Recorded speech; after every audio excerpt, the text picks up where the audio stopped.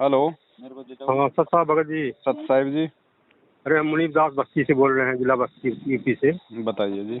आपके विश्वास से जुड़े भी हुए हैं जी।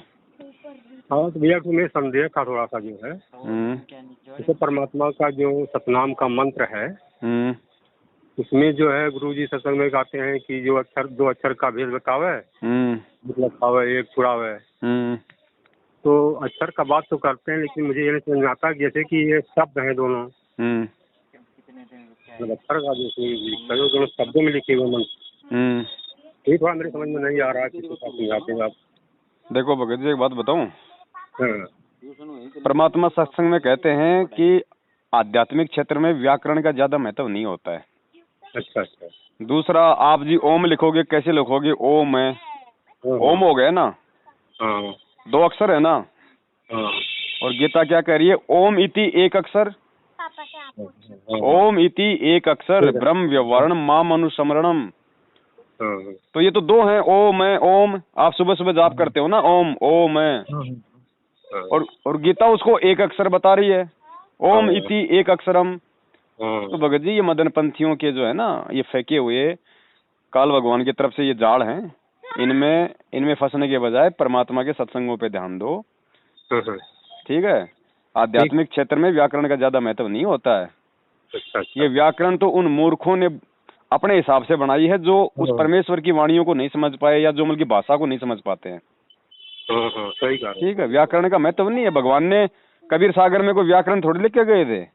नहीं सही बात है भगत जी। ये दुनिया भर के ये काल कोई चुपचाप थोड़ी बैठेगा। ये दिन में कोई 50 प्रकार के सूक्ष्म चाल चलेगा। सही कारण है कि नहीं? अब और बता दो फिर इसके अलावा कौन से हैं भाई? और नहीं बस सही हो गया। नहीं, जो आदमी ये बातें बोल रहा है कि भाई ये तो शब्द हैं, तो उस महाज्ञानी से ये पूछो कि वो दो जो तू बता रहा है, वो दो नाम बता रहा है, तो वो दो जो है मतलब वो कौन से हैं फिर? हमारे को वो बता दो। आज तक वो क्यों नहीं बता रहे? फिर जब तुम्हें इतना ज्ञान हो गया तो वो दो भी ढूंढ के ले आओ, कौन से हैं? सही बात है, उसको ढूंढ के वही बताओ। और जब उसके जाओ वहाँ पे मर्यादा तोड़ के सब कुछ खंड बिंड करके जब उनके पास जाओ मदन पंथियों के, फिर आपको वही नाम पकड़ा देंगे। वो पता नहीं जय जय गुरूर फलाना गुरूर, पता नहीं 5-7 वही नाम दे देंगे आपको। अब वो क्या है? वो सब तो खराब है। तो परमात्मा ने भगत जी वेदों से साबित कर दिया। कबीर सागर में वो दो, तो इसका मतलब तो फिर वो कबीर जी मतलब गलत लिख के चले गए, क्योंकि कबीर सागर में दोनों मंत्र लिखे हुए हैं वो, और उनको दो, परमात्मा ने उनको 2 अक्षर कहा है। तो फिर तो कबीर जी गलत लिख के चले गए, तो फिर इसमें भाई अपने गुरु जी की फिर क्या गलती है बताओ? नहीं। तो भगत जी इन चीजों को समझो बड़े भैया। ये भक्ति मार्ग है, इसमें व्याकरण का कोई महत्व नहीं होता है। सही बात है कि नहीं? और ये इतने बड़ा ज्ञानी था तो आज से पहले क्यों नहीं बताए? पहले बता दिए, किंतु आज हम लोग अब ये दाढ़ी के करवा के डायर अपना आप में हो रहा है, मतलब खुले सांड की तरह। सही कह रहे हैं। इनके पीछे मत चलो भगत जी, फंस जाओगे। यही काल का दाव है। इनके पीछे नहीं है भगत जी, ऐसा है थोड़ा मुझे संदेह था, तुमने कहा भगत जी ना, इस बात की तो शंका नहीं आनी चाहिए ना भगत जी, क्योंकि मालिक ने 2 अक्षर आपको दे भी रखे होंगे, आपको बता भी रखे होंगे। एक बात बताओ, हमारे बाप दादा, हमारे दादा परदादा जब हम छोटे छोटे थे, हम जब खेला करते थे, उनकी बात नहीं मानते थे, तो वो क्या कहा करते थे कि रे भाई 2 अक्षर याद कर ले, नहीं तो जिंदगी में रोएगा। तो क्या दो अक्षर याद करने से क्या आदमी मतलब ज्ञानी बन जाएगा? पूरी उसको मतलब समझ में आ जाएगी? 2 अक्षर तो कोई दो अक्षर क्या, हम तो मतलब कि 52 अक्षर याद करते थे। क ख ग घ ड़ च छ ज झ ण। हमने तो 52 कर लिए, दादा तो खाली 2 ही बता रहा था। तो उसके बोलने का मतलब क्या था? वहां पे 2 अक्षर का मतलब है बेटा कुछ पढ़ाई कर ले। तो इन चीजों को समझो भगत जी। ठीक है, समझ में आई भगत जी। अच्छा भगत जी, एक ही और समाधान थोड़ा कह लीजिए जी। जैसे कि हमारे पास 21 साल की लड़की, उसकी मुझे शादी करना है जी। तो आप जनरल यादव की जगत में जा तो लोग तमाम दहेज मांगते हैं जी। और परिवार हमारे जो है हम ही तो लोग देती हैं जी। तो परिवार वाले भी मेरे देना चाहते हैं उनको दहेज, कुछ ना कुछ उनकी औकात है और हम उसको देना नहीं चाहते। हम तो सीधा रामायणी कराने के फेवर में, क्योंकि हमारी मर्यादा नष्ट हो जाएगी। तो भगत जी इसमें ऐसा है कि जैसे कि हम उनकी बात, उनको जो है जो शादी में खर्चा होगा वो रुपया जैसे हम कमाते हैं, होमगार्ड में हैं हम कमाते हैं मतलब, तो पैसा शादी में हम ही को सब देना पड़ेगा, भले अपने लड़के के माध्यम से करवावें। मान लीजिए शादी हम नहीं करते, लड़के के माध्यम से करवाऊं तो रुपया तो मेरा ही लगेगा, तो इसका दोस्त भागी हम भी हो जाएंगे। लड़की नाम उपदेशी है क्या? नहीं, विदेशी केवल मैं हूँ, तो लड़की उड़की नहीं देती है। तो लड़की को भी जोड़ो भक्ति से। हाँ, बच्चे को भी जोड़ो और फिर किसी भगत के यहाँ पे रमणी कर दो। भगत जी ऐसा है कि सेवक भक्तों में बहुत कम अभी मिल पा रहे हैं जो है। भगत जी देखो ऐसा है, जहाँ आपकी बेटी का भगवान ने संस्कार जोड़ रखा ना वही होगा, चाहे आप कितनी कोशिश कर लो भगत जी। बस मालिक ने ये कहा भैया सोच समझ के करो, अगले का सब कुछ देख दाख के उसके बाद करो। तो सोच समझ के भगत जी आप चाहे मतलब जगत में करो ना, मालिक ने मना थोड़ी किया, आप अपनी बातें रखो पहले। अच्छा, अब जगत कोई अलग थोड़ी हो गया, फिर तो अपनी रिश्तेदारियां भी फिर तो तोड़ दो। जगत कौन है भगत जी? हम भी तो पहले जगत ही थे नाम लेने से पहले। जगत में थे, हाँ। तो जगत कोई अलग थोड़ी, जगत तो भगतों से भी 100 गुना अच्छे हैं आज वर्तमान में। तो अगले के सामने खोल के सारी बातें रखो भगत जी, बहुत अच्छे अच्छे लोग हैं, दूसरे पंथों के लोग भी हैं। गुरुजी ने मना थोड़ी किया कि भाई तुम के राधा स्वामी वालों के शादी मत करो। अरे अगर लड़का अच्छा है, नेक विचार है, अच्छा परिवार है, उसको पहले उसको अपने नियम बता दो कि भैया ऐसे ऐसे मैंने गुरुजी की शरण ले रखी है और मैं तो भैया इस हिसाब से बिल्कुल सामान्य तरीके से मतलब शादी विवाह करूंगा। तो क्या दिक्कत है भगत जी उसके अंदर? आप कौन से मतलब के नाम लेके शादी करी थी? आपने किसी भगत की शादी की थी क्या? तो इन बातों पे विचार करो भगत जी, ऐसे मत घबराओ। और मैं तो कहता हूँ कि भगतों में शादी करने से ज्यादा नाटक हो रहे हैं जगत के बजाय। जगत के बजाय तो भगत लोग ज्यादा ड्रामे कर रहे हैं, रमणियां कर करके छोड़ रहे हैं उनको। जगत वाले कम से कम छोड़ते तो नहीं है। भगत जी मैनेजमेंट वाले सब कर रहे हैं जो है। तो मैनेजमेंट वालों के मत करो ना भगत जी। नहीं, उनके वहाँ नहीं करेंगे, मतलब यही करते हैं सब काम। बाकी देखो मालिक ने जहाँ बेटे का रिश्ता जोड़ रखा वही होगा, आप केवल निमित्त बनाओ, बातचीत तो करो अपने रिश्तेदारी में, यहाँ पे बातचीत छेड़ो अपने और किसी खास जो है मतलब यार दोस्त के पास में बात छेड़ो। कोई भगत मिले तो वहाँ पे भी बात छेड़ो भगत जी। अब हम तो भगत जी ये ठेका ना लेंगे ना भगत जी हम ले रहे हैं, क्योंकि हमें तो मालूम है भगत जी आज तो कोई सत्सेवक बना हुआ है, 4 दिन बाद में पता नहीं उसकी गाड़ी कहाँ दौड़ जाती है। नहीं तो बात सही है। फिर कह देंगे ये तो पवन दास बन रहा था बीच में पंडित। अब फालतू में हमारे को और एक नई बदनामी मिल जाएगी। वो बात नहीं, मैं आपसे सलाह ले रहा हूँ, समझ रहा हूँ कि कैसे हम कह रहे हैं, हमारी मर्यादा कैसे। तो आप कोशिश करो, तो मालिक ने जोड़ रखा उसका तो भगत जी, उसका तो पहले से परमात्मा ने संस्कार बना रखा है। कोशिश करो आप, ऐसी बात नहीं है, परमात्मा दया करते हैं।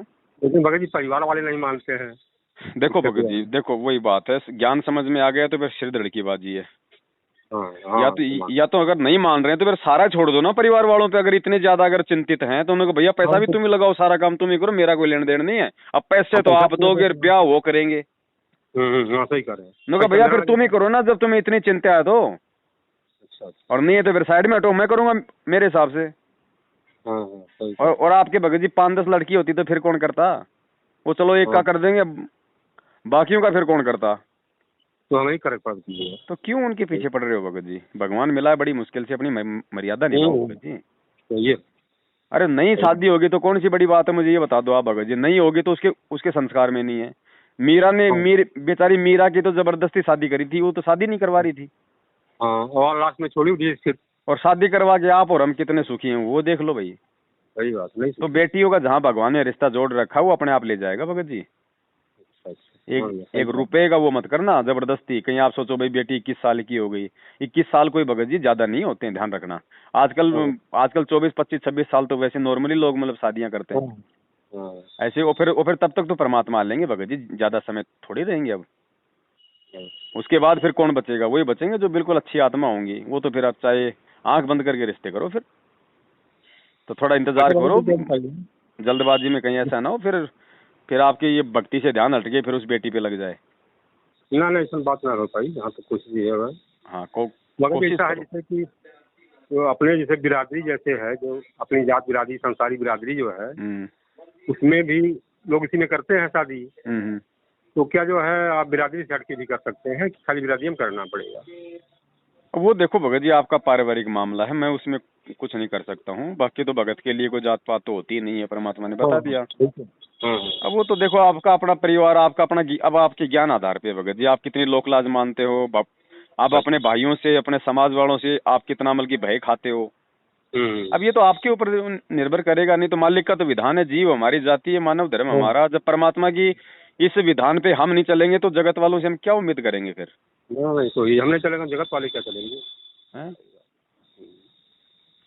अच्छा भगत जी, एक और है, थोड़ा और समझता था, जैसे कि हमें जो है मोबाइल से मैसेज डालना चाहिए, वो होता है नहीं, डाला जाता है, तो उसको भगत जी हम डालना चाहते हैं, लेकिन थोड़ा जो है अभी हम थोड़ा, जैसे मेरे अंदर डर थोड़ा सा है, पता नहीं क्यों ऑटोमेटिक हो जाता है, तुम कर नहीं पा रहे हैं, और रोज हम कोशिश करते हैं, रोज लड़ाई धाड़ बनाते हैं, रोज पास करते हैं, मैसेज डाले बगैर आपका आता है, लिंक डालिए, इसको डालिए, और थोड़ा हम पीछे हो जा रहे हैं, इसके लिए हम क्या करें, जो कैसे हमें दृढ़ता आ जाए? ये तो भगत जी परमात्मा से प्रार्थना करो। अब ये तो वही बात है, सारा सिस्टम यहाँ पे ज्ञान पे आके अटक जाता है भगत जी। विज्ञान तुम्हारे समझ में बिल्कुल आ चुका, सब कुछ भगत जी एक बात बताओ, समझ में ज्ञान आ चुका होता तो आप उनको शेयर नहीं करते क्या? ज्ञान ही तो समझ में नहीं आया भाई, सबसे बड़ी कमजोरी यही तो है। अरे ज्ञान समझ में आ गया तो सतगुरु समझ में आ गया, सतगुरु समझ में आ गया तो सतगुरु का मिशन समझ में आ गया, और सतगुरु का मिशन समझ में आ गया तो फिर आपको ये पवनदास भी समझ में आ जाएगा, और पवनदास समझ में आ गया तो फिर शेयर करने में डर काहे का?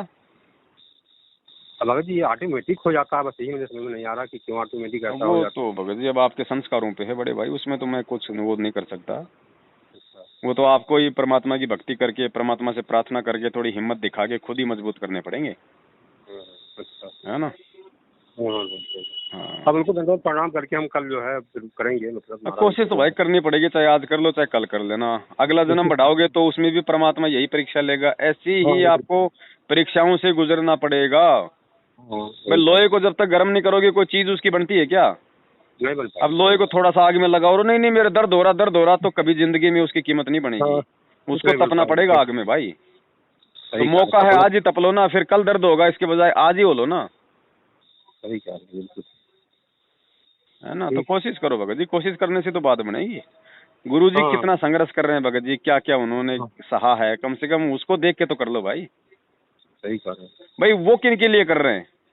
हमारे लिए कर रहे हैं। वो अपने को बुढ़ापे के लिए थोड़ी कर रहे हैं। उनको क्या कर थी? तो फिर भगत जी कम से कम उनको तो देख के चलो। सही कह रहे हैं। ठीक है भगत जी, ठीक हो, सत साहिब। सत।